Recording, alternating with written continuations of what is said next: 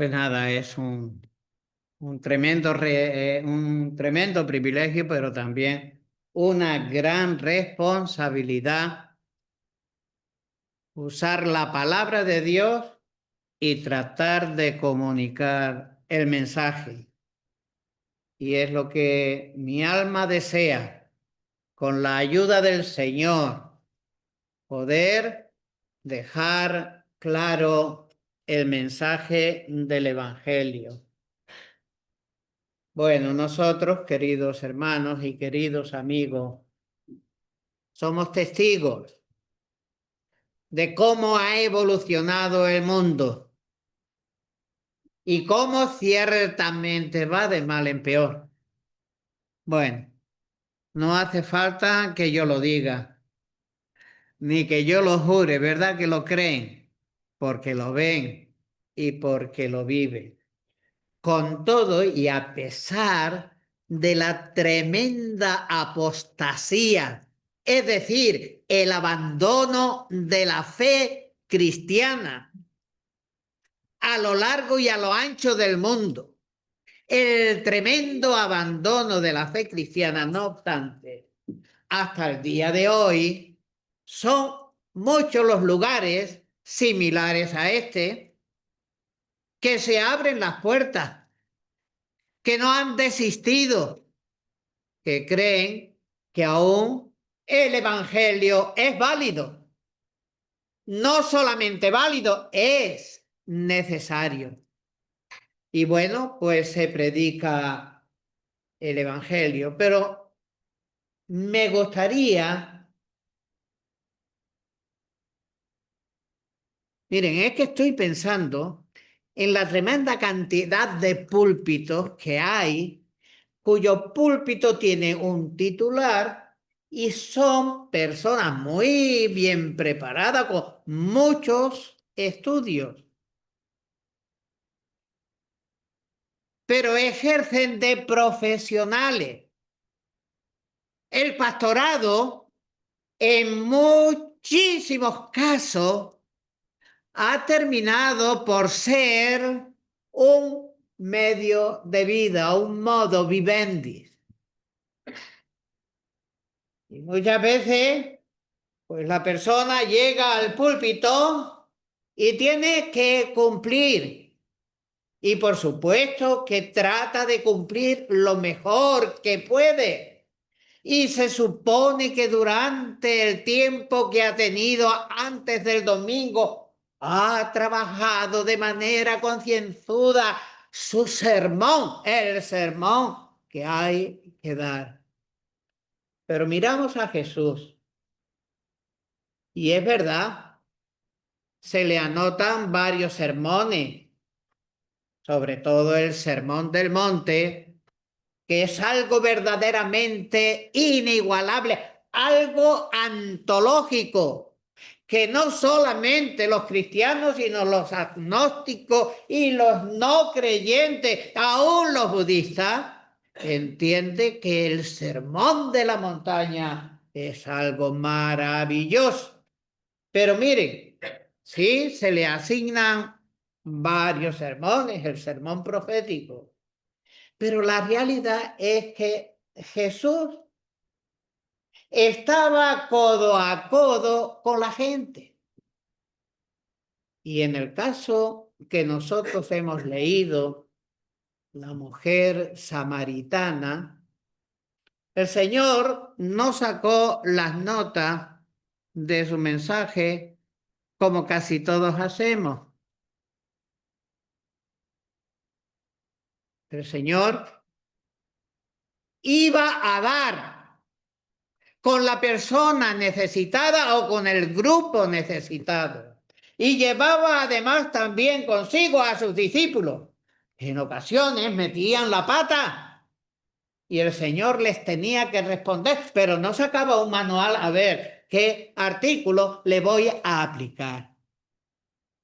Y lo que yo he estado pidiendo al Señor para este día, para esta hora, es que todos los que estamos aquí presentes y especialmente los amigos, por favor, que se sientan como de casa, que no están los que son de aquí y nosotros que venimos de visita. No.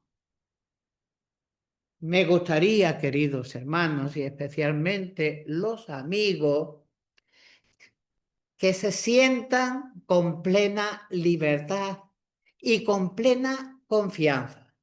Porque yo sé que no es Manolo, que es Dios, que les ha traído, que es Dios quien ha preparado toda esta circunstancia para que el uno y la otra y aquella y aquel,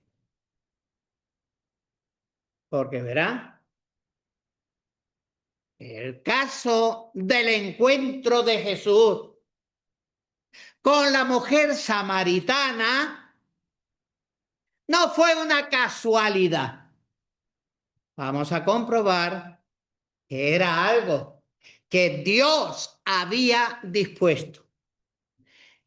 Y ahora seamos o no seamos conscientes, quede constancia que Dios está detrás de todo este movimiento y está detrás, por decirlo de alguna manera, orquestando el desarrollo de la reunión para que la palabra es la revelación de Dios, el propósito de Dios, se cumpla en cada uno de nosotros, pero de manera muy particular y de manera muy especial por los amigos que nos acompañan.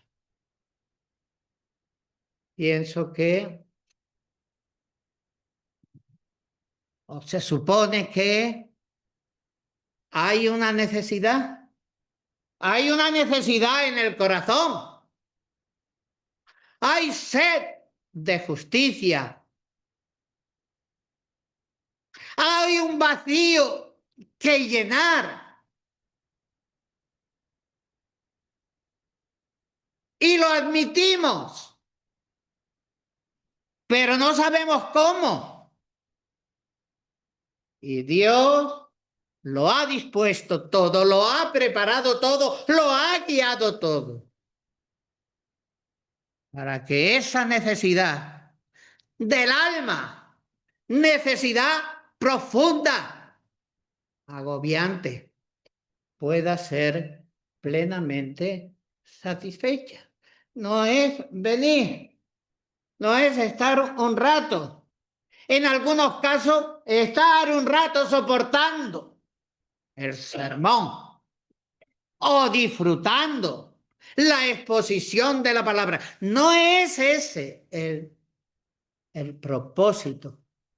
El propósito es tener un contacto personal, real, vibrante con la persona amada, amada de Dios y amada de los creyentes, la persona del Señor Jesucristo, que puede satisfacer en plenitud la necesidad de nuestros corazones.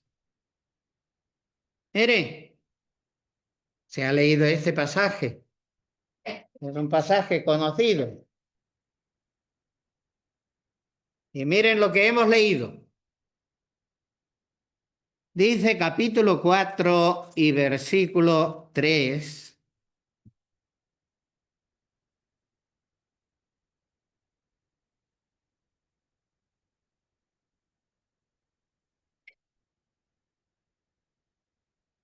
Salió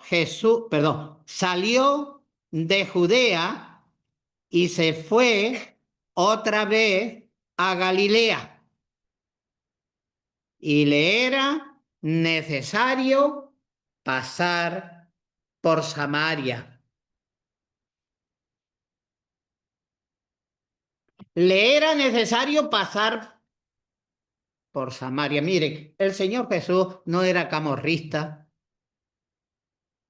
no era hombre que alterara el orden. Y surgió el asunto de que los fariseos, los enemigos, los que siempre estaban a la caza del Señor Jesús para sorprenderle y para arruinar su testimonio, para desprestigiarle, y siguió subiendo la animadversión y finalmente quería matarlo. Cuando el Señor se enteró de que los fariseos ya andaban diciendo que él bautizaba a más judíos que Juan el Bautista, decidió marcharse al norte del país. Estamos abajo, mirando el mapa, abajo, estamos en Judea. Hay un área central que se llama Samaria y luego después pasando Samaria a la parte alta del mapa, a la parte norte, estaba Galilea. Y aquí el texto dice que salió de Judea y se fue otra vez a Galilea. Pero en esto del camino dice el verso 4, y le era necesario pasar por Samaria. Y miren, sin duda este relato es un relato muy apropiado para explicar la verdad del Evangelio, es decir, la alegre noticia, la buena noticia de que en verdad hay perdón y salvación para todas aquellas personas que se sientan pecadoras. Es un poco difícil que nos sintamos pecadores, porque en todo caso el pecador o la pecadora es aquel. Hombre, yo no soy perfecto, pero es una situación peligrosa. No tener conciencia de que en nuestro organismo trabaja un cáncer y no queramos ir al doctor porque como que no nos molesta, es muy difícil que yo tenga algo malo. Pues mire, si la condición pecadora en la que tú estás no te hace sentir incómodo o no trae a tu alma, a tu pensamiento y a tu corazón la necesidad de arreglar esa situación, porque un día, no muy lejano, un día vamos a comparecer delante de Dios para rendirles cuenta. La situación en que te encuentras es bastante peligrosa. Pero miren, les vuelvo a repetir, la lectura de este pasaje, podíamos haber elegido otros porque abundan así en los evangelios. La lectura de este pasaje nos brinda el poder conocer y explicar la verdad del evangelio, la alegre noticia. Es como si dijéramos, hay cura para tu cáncer, hay sanidad para tu cáncer. Tu cáncer es el pecado y el pecado arruina tu vida y arruina tu eternidad. Mire, el apóstol Pablo, escribiéndole a Timoteo, dijo lo siguiente, hablando de sí y de su experiencia. Dice, habiendo yo sido antes blasfemo, perseguidor e injuriador, mas fui recibido a misericordia porque lo que hice, lo hice en ignorancia, en incredulidad. Pero la gracia de nuestro Señor fue más abundante con la fe y el amor que es en Cristo Jesús. Y dice, palabra fiel y digna, palabra verdadera, fiel y digna de ser recibida o aceptada por todos, que Cristo Jesús vino al mundo para salvar a los pecadores, y miren lo que confiesa Pablo, salvar a los pecadores, de los cuales yo soy el primero, pero no el primero de la fila, el más grande y el más horrible pecador, porque fíjense, soy el primero, pero por esto fui recibido a misericordia, para que Jesucristo mostrase en mí el primero toda su clemencia, para ejemplo de los que habrían de creer en él para vida eterna. O sea, Pablo dice, he sido el más pecador de todos los pecadores, pero Dios lo permitió así, para que al perdonarme a mí, el más grande pecador, quede el ejemplo de que cualquiera que venga detrás tiene perdón, porque su pecado siempre será más pequeño, menos grave que todo el pecado que yo cometí. Entonces, hay esperanza. Esto es, esto es muy importante. Bueno, nosotros corremos detrás de todas las noticias, las buenas y las malas, y no sabemos si son verdaderas o son falsas. Pero ahí vamos, corriendo. Pero esta es una noticia verdadera. Y es una noticia que nos afecta a todos y a cada uno.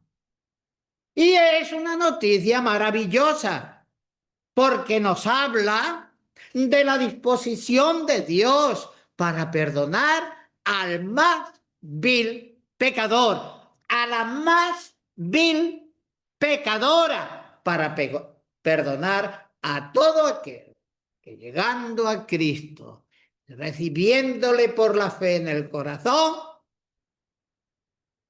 arrepentido, lo abraza para tener perdón de pecado y vida eterna. Bueno, el problema es que en esta nuestra sociedad, de tanto insistir, de tanto llamar a lo malo bueno y a lo bueno malo, como que en la mente, porque todo eso es una política, todo eso es un objetivo, en la mente de las personas, eso de llamar a lo bueno malo y a lo malo bueno, eso se ha normalizado.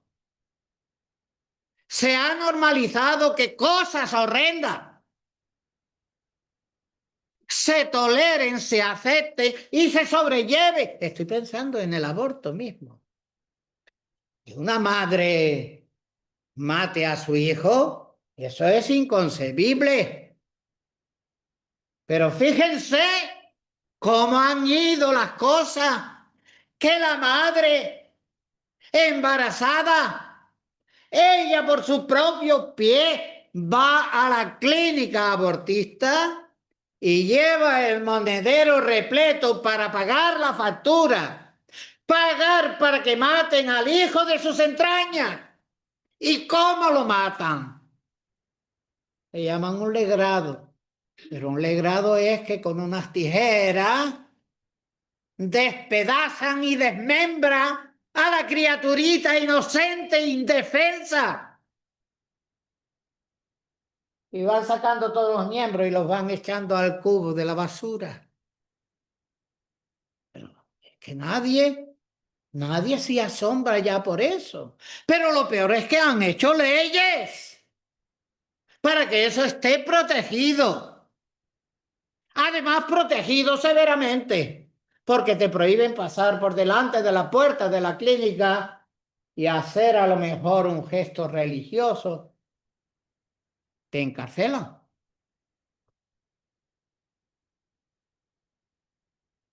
Pues miren, en esta sociedad, cosas odiosas, cosas horrendas, cosas que Dios considera aborrecibles, se han normalizado. Vivimos con ellas. No solo que han pervertido el uso del sexo, porque lo que ha pasado con el sexo, bueno, que ya están detrás de poder tener relaciones con bebés y que las leyes ya están redactándose. De verdad que se le cae uno el alma a los pies. Este es el mundo en el que nos ha tocado vivir. Así que no solamente han pervertido, han desnaturalizado el sexo y han creado leyes que legalizan todo tipo de perversión. Y los que protestan son los malos. Madre mía. Bueno, así las cosas, la conciencia se ha cauterizado, se ha endurecido, la visión se ha nublado. No percibimos la realidad. Nadie siente remordimiento. Nadie se siente pecador. En todo caso, estamos dispuestos a señalar con el dedo a algún pecador, pero nunca miramos para nosotros. Nadie considera que Dios pueda indignarse contra los que desprecian sus leyes. Es que se cuestionan hasta su existencia. O por el hecho de su ancianidad ya está un poco decrépito, ido. Y han legalizado la execrable maldad del aborto. ¿Y eso? Incluidos nosotros, lo hemos normalizado, estamos viviendo con eso, pasa eso. Pero cada uno guarda su ropa. Triste, qué triste, qué triste. Bien, pues ya hemos visto que el apóstol Pablo se declaró culpable. Y él mismo se confesó y se tuvo por el más pecador de los pecadores, pero que por gracia de Dios, él fue recibido a misericordia. Dios le buscó, no fue rebelde a la visión celestial, se entregó a Dios, admitió su culpabilidad, fue perdonado y fue equipado para hacer un aladí del Evangelio y de la causa de Dios. Esta tarde nos hemos congregado en este lugar porque creemos que el Evangelio sigue siendo poder de Dios para salvación a todo aquel que cree. El Evangelio, decía Pablo, no me avergüenzo, porque aunque lo desprecian, es poder de Dios para salvación a todo aquel que cree. Diré que el caso de la mujer samaritana es un ejemplo verdaderamente idóneo.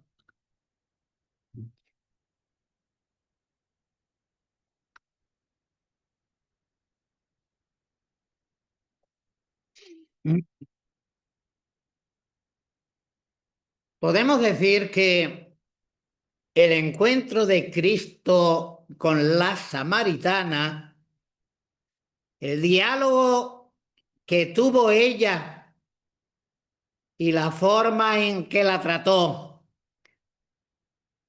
quería decir, el diálogo que el Señor tuvo con ella y la forma en que la trató, nos muestra todos los ingredientes para poder hacer una completa presentación del Evangelio. Por un lado, tenemos la condición pecadora de la mujer y por otro, tenemos al que es reconocido en este mismo capítulo como el Salvador del mundo. Tenemos a la mujer muy pecadora y tenemos a Jesús, el Salvador del mundo. Mire, Juan 4, verso 42. Nos da un salto muy grande. Mire, el verso 42 del capítulo 4 de Juan dice, y decían a la mujer, sus convecinos, sus compatriotas, los que habitaban en la ciudad de Sicar, estaba a 1,5 kilómetros más o menos del pozo de Jacob, decían a la mujer, ya no creemos solamente por tu dicho, porque nosotros mismos hemos oído con nuestros propios oídos y sabemos que verdaderamente este es el Salvador del mundo, el Cristo, el Mesías que ha de traer la salvación es este. No solo por lo que tú has testificado, sino porque nosotros directamente también lo hemos oído. Es decir, el Mesías anhelado, el Mesías del que la mujer le habló al Señor. Señor, me parece que eres profeta. Bueno, pero nosotros estamos esperando al Mesías, al Cristo, que nos va a declarar todas las cosas. Pues bien, ese Mesías anhelado que antes le había ofrecido a la mujer samaritana de manera gratuita, generosa, el agua de la vida,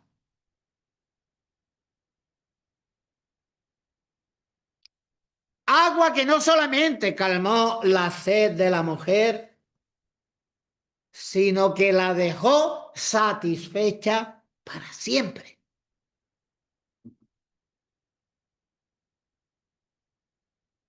Bueno, pues hemos leído el verso 4, y le era necesario pasar por Samaria.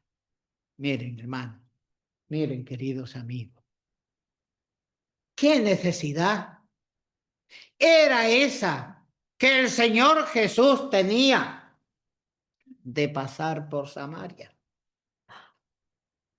Porque no dice allí, les era necesario al grupo con el Señor a la cabeza pasar por Samaria. Hay ahí un artículo, y le era necesario pasar por Samaria.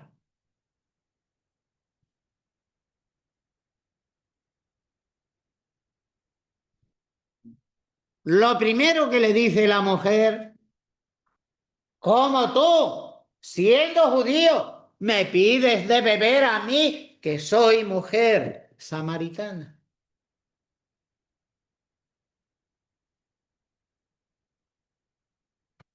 Entre los judíos y los samaritanos, de manera histórica, había una enemistad permanente, se odiaban, rivalizaban, se ofendían.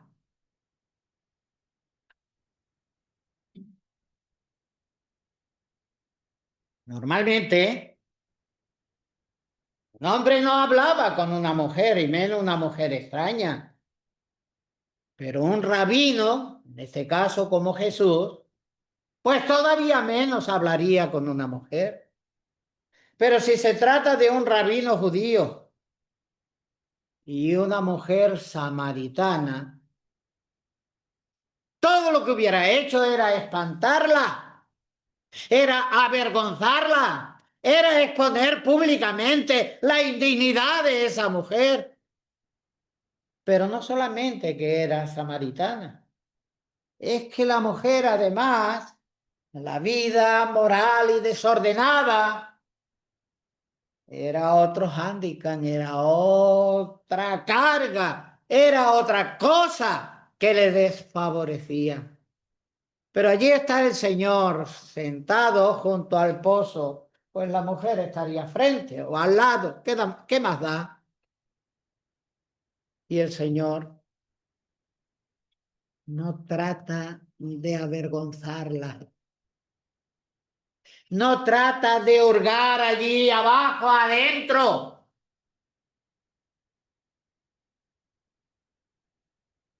No era cuestión de saber qué pasó, era cuestión de cuál era la necesidad presente. Y el Señor quiso saber y quiso calmar aquella sed. Dice el verso 5, vino pues a una ciudad de Samaria llamada Sicar junto a la heredad de Jacob, o la heredad que Jacob dio a su hijo José. Y estaba allí el pozo de Jacob. Entonces Jesús, cansado del camino, se sentó así junto al pozo. Era como la hora sexta. Y ya hemos leído que el Señor estaba allí por una necesidad. Le era necesario pasar por Samaria. Todo lo más que podía ocurrirle es que se le complicara el viaje. Pero dice que a esa hora, era el mediodía, cuando el sol, los rayos solares caen en vertical, como taladro. Y qué cosa más rara que una mujer cargada con su cántaro a esas horas inapropiadas del día fuera a buscar agua. Todos los comentaristas coinciden en decir que la mujer siempre trataba de evitar los corrillos, porque las mujeres que iban a buscar el agua iban por la mañana temprano con las frescas. Y como siempre era causa de crítica mordaces, la mujer trataba de esquivar a quienes le podían criticar y ella sabía que a esas horas allí no había nadie y podía coger el agua y no tener un disgusto y llega allí y se encuentra al Señor. Él estaba fatigado, de verdad estaba fatigado. Él era un hombre de carne y hueso. Era el Hijo de Dios. Pero en cuanto a su humanidad, era como la nuestra, sin pecado, pero se cansaba.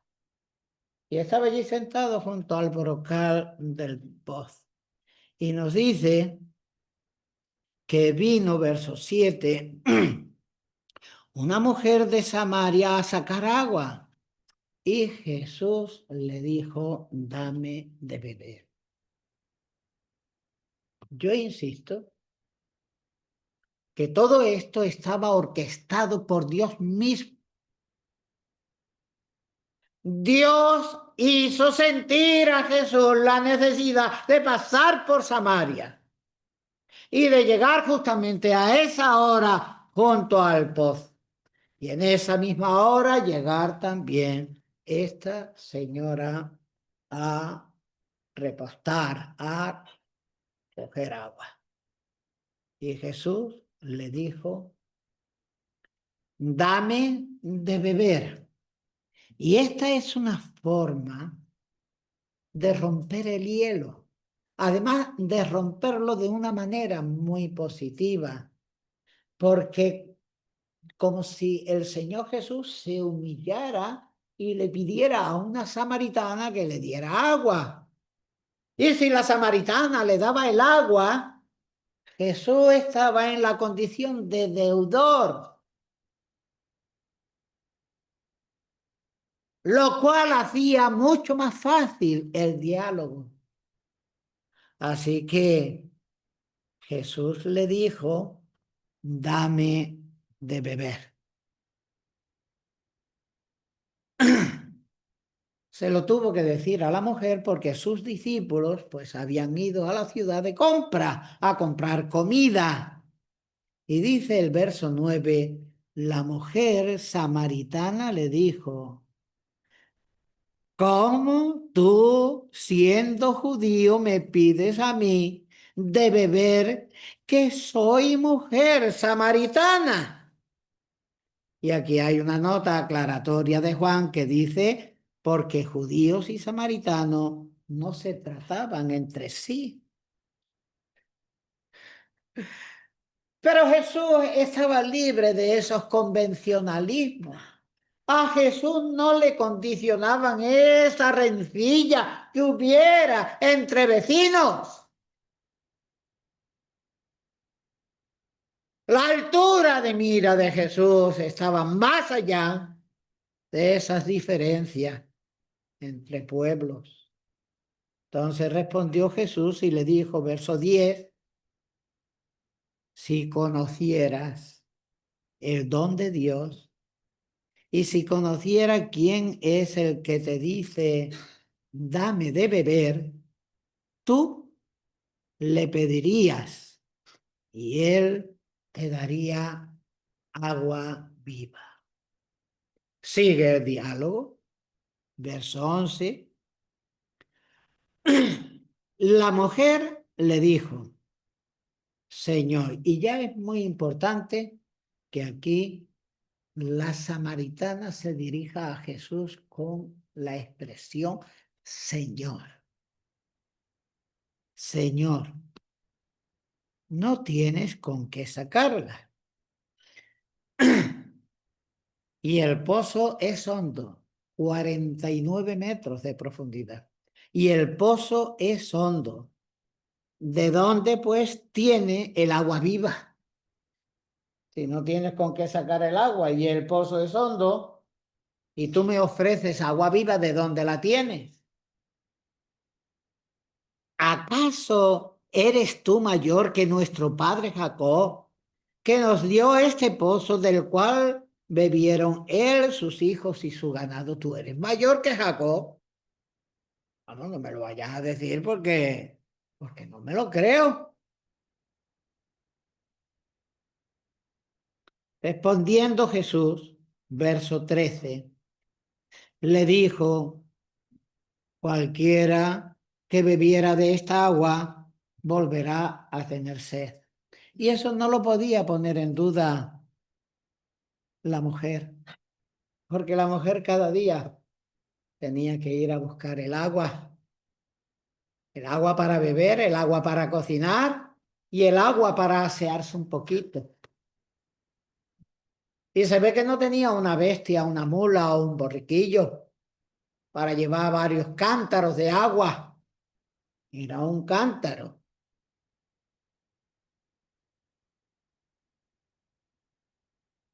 Y dice el Señor, el verso 13, respondiendo Jesús y le dijo, cualquiera que bebiere de esta agua volverá a tener sed, mas el que bebiere del agua que yo le daré no tendrá sed jamás, sino que el agua que yo le daré será en él una fuente de agua que salte para vida eterna. Hombre, no hace falta ser muy inteligente para entender que el Señor está hablando de una satisfacción espiritual, de una sed interna en el corazón y además que habla de que esa agua será en la persona una fuente que salte para vida eterna. Verso 15. La mujer le dijo, Señor, dame de esa agua para que no tenga yo sed ni venga aquí a sacarla. Dame esa agua. Hay quienes dicen que ahí en ese punto la mujer samaritana fue un poco sarcástica. A ver dónde está esa agua, dámela, para que yo no tenga que volver aquí a sacar el agua un día y otro día y otro día. Jesús le dijo, ve, llama a tu marido y vuelve acá y ven acá. Respondiendo la mujer, respondió la mujer y dijo, no tengo marido, no tengo marido. Era un tema incómodo. No quería sacar a relucir ese tema. Era muy incómodo para ella. Pero su sorpresa, lo que menos esperaba, es que el Señor conocía la historia, toda la historia. La conocía, la sabía. Respondió la mujer y dijo, no tengo marido. Jesús le dice, bien has dicho, no tengo marido, es que eso es verdadero. Porque 5 maridos has tenido y el que ahora tiene no es tu marido. Esto has dicho con verdad.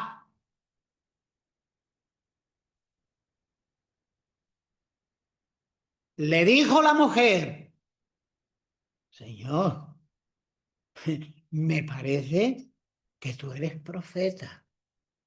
De pronto, como que se le ilumina la mente.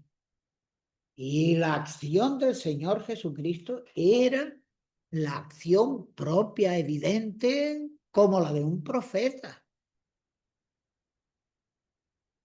Samuel pedía decir a Saúl, mira, ve al monte a buscar y te vas a encontrar esto y te vas a encontrar aquello y te van a decir y vas a...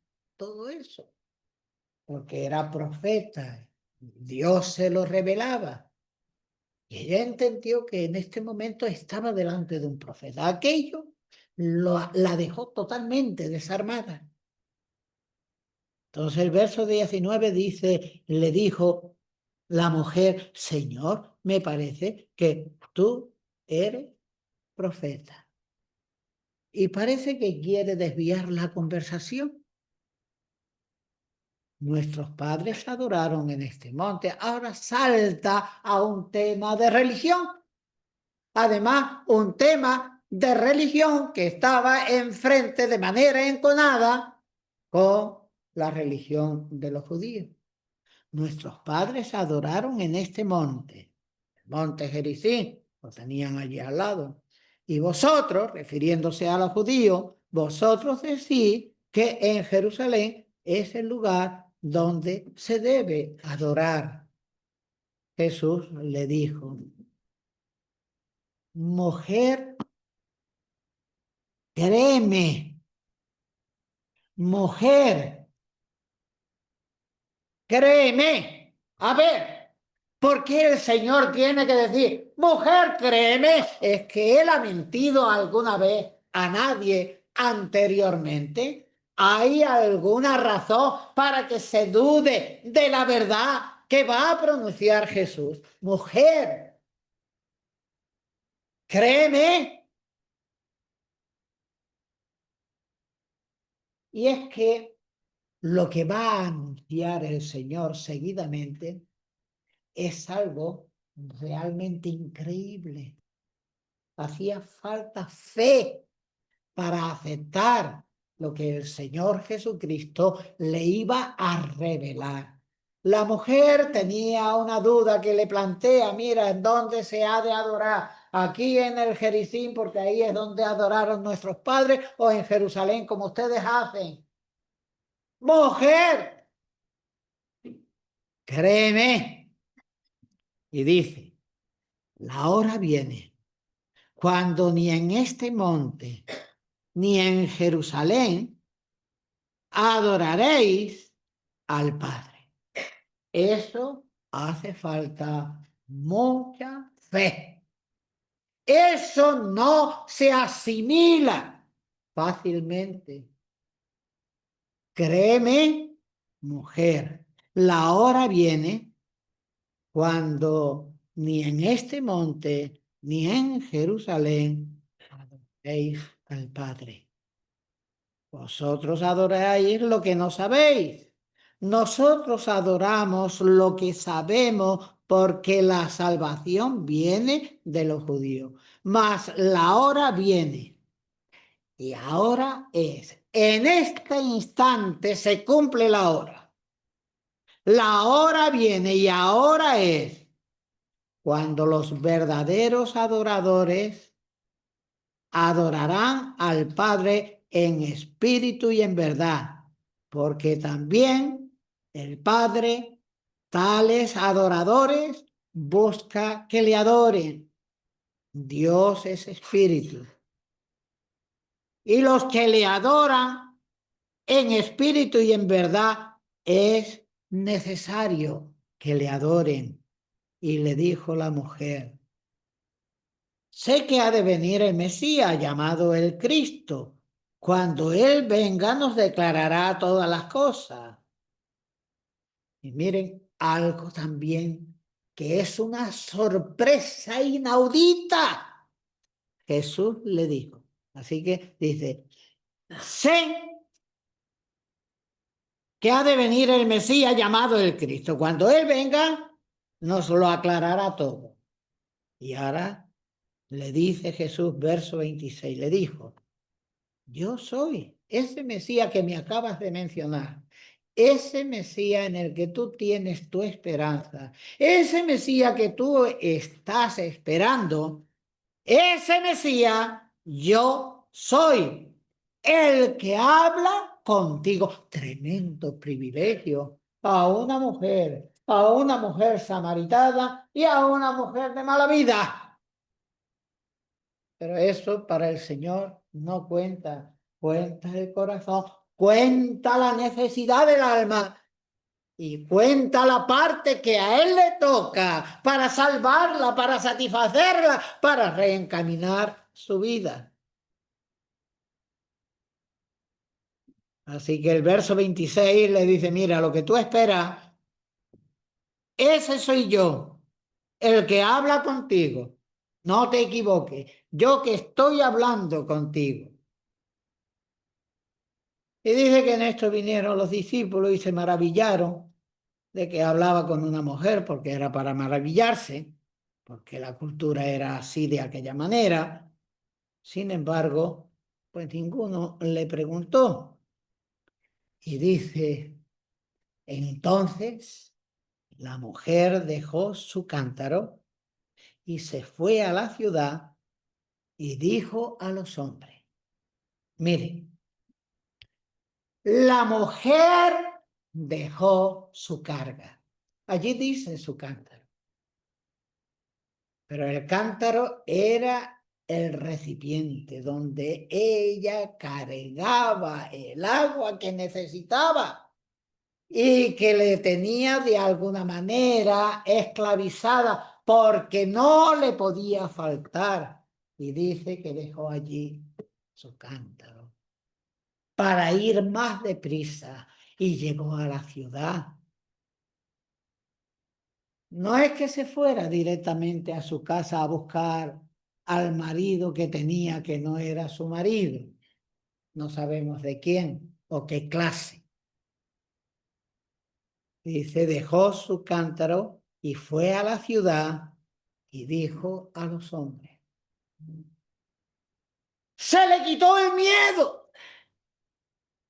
Ya el Espíritu de Dios estaba obrando en ella. Ya se quitó, ya se destapó, ya no le importaban las afrentas. Reunió al pueblo y de manera maravillosa el pueblo la oyó. El pueblo la creyó. El pueblo fue con ella y ella le presentó al pueblo al Mesías y el pueblo va con ella y ella le presenta a Cristo. Y Cristo conoce a sus convecinos y sus convecinos le oyen. Y llegan a la conclusión: ya no solamente creemos por tus palabras, ahora nosotros creemos porque le hemos oído, le hemos visto y sabemos con toda certidumbre que este es el Cristo, que es el Salvador universal. No el Salvador de los judíos, no el Salvador de los samaritanos, no el Salvador de los galileos, el Salvador del mundo. Bien, este Salvador sigue ofreciendo el agua de vida. Y aquí, queridos hermanos y queridos amigos,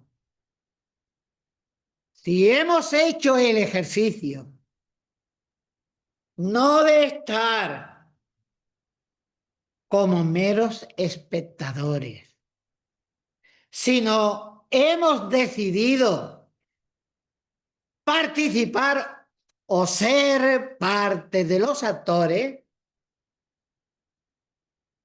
el mensaje es que el que beba de esta agua volverá a tener sed, y el agua que yo le daré le quitará la sed y será en él un río que brota y que salta para vida eterna. Y el tacto, la delicadeza, la elegancia y el amor con que el Señor trató a aquella mujer maltratada es el trato que Dios quiere darte a ti. Lo que tú tengas en tu corazón. Él no lo quiere exponer públicamente para hundirte.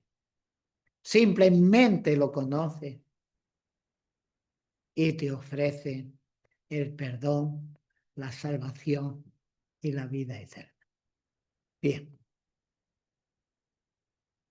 me pasé un poquitín del tiempo.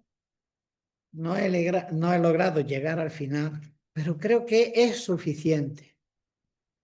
El Salvador del mundo está hablando a tu corazón. ¿Qué has pensado del Cristo? ¿Qué vas a hacer en este mensaje que el Señor te ha querido dar en esta tarde? Pues nada, el Señor te bendiga y te ayude y abras tu corazón y te rindas a Él. Amén. Amén.